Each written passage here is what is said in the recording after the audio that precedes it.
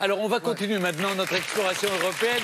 Et comme toutes les semaines, il est désormais l'heure de découvrir un peu plus sur nos voisins européens, en s'amusant évidemment. C'est le « à votre avis ».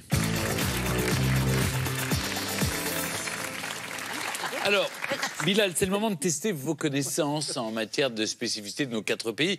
C'est des questions qui portent sur les 4 pays ici présents.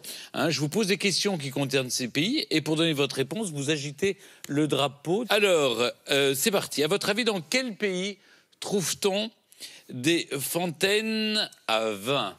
Oh, bah attends, les fontaines. Non oui, oui. Ah, bonne réponse. Extraordinaire. Bravo.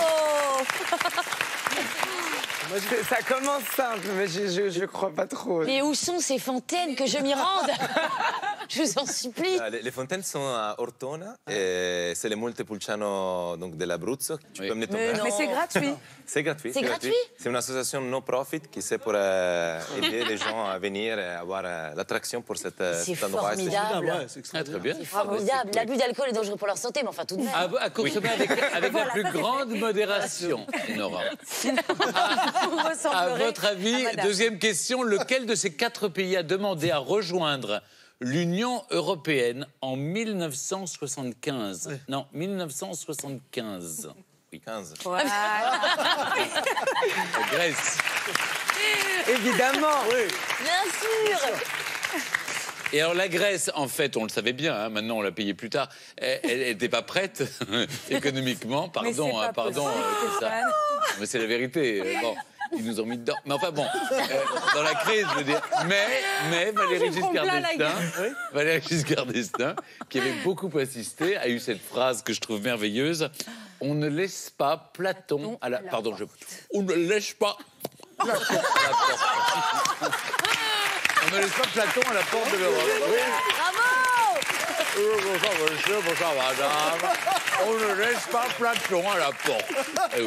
Mais il avait raison, Giscard. On ne peut pas laisser Platon. C'est le berceau de la civilisation européenne, la Grèce, évidemment. À votre avis, dans quel pays existe-t-il un immeuble qui abrite une forêt sur son toit? C'est un pays qui est à fond écolo. Grune. Mais non, mais oui, de toute façon. Oui, ça peut être que l'Allemagne.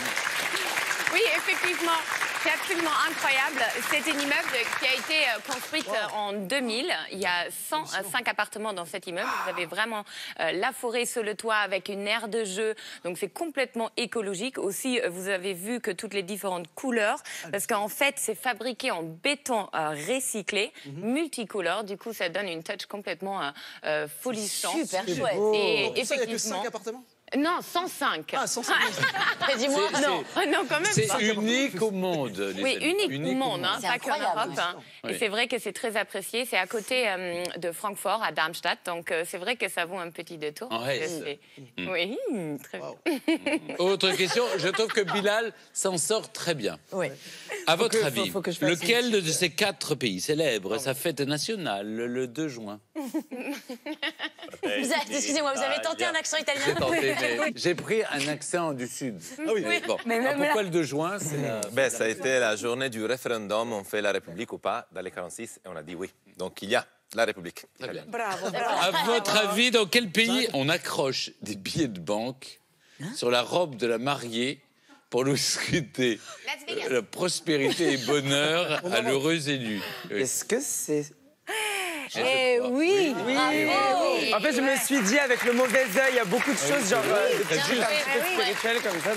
Très belle analyse. Vous avez raison, bravo. C'est la danse de l'argent. Ouais. C'est la première danse, et c'est la danse de l'argent qu'on peut génial. voir là. C'est drôle. Et C'est des vrais billets? des vrais billets. On épingle. Et on met combien dans On épingle autant que tu veux. Billets de... Enfin... Tant que tu veux. Là, c'est des drachmes, tout. hein, Tu peux tout. Ouais, ben, c'est un peu vieux. Bon, ben voilà. Hein. Mais autant que tu veux. Mais on peut récupérer l'oseille après, j'espère. La mariée, elle récupère Non, tout. mais en fait, c'est pas ça. C'est au lieu d'un cadeau, vous faites pas le cadeau, vous mettez les billets, elle met tout dans la robe, elle part et... Et ça commence même avant, parce que vous savez, quand elle se de billets, là. prépare, la mariée, on met de l'argent aussi dans les chaussures. D'accord. Avant C'est qu'elle pour ça parte, que les mariés grecs ont l'air... J'ai dit les chaussures, j'ai pas dit là. En tout cas, bravo Bilal qui a très bien répondu, bravo.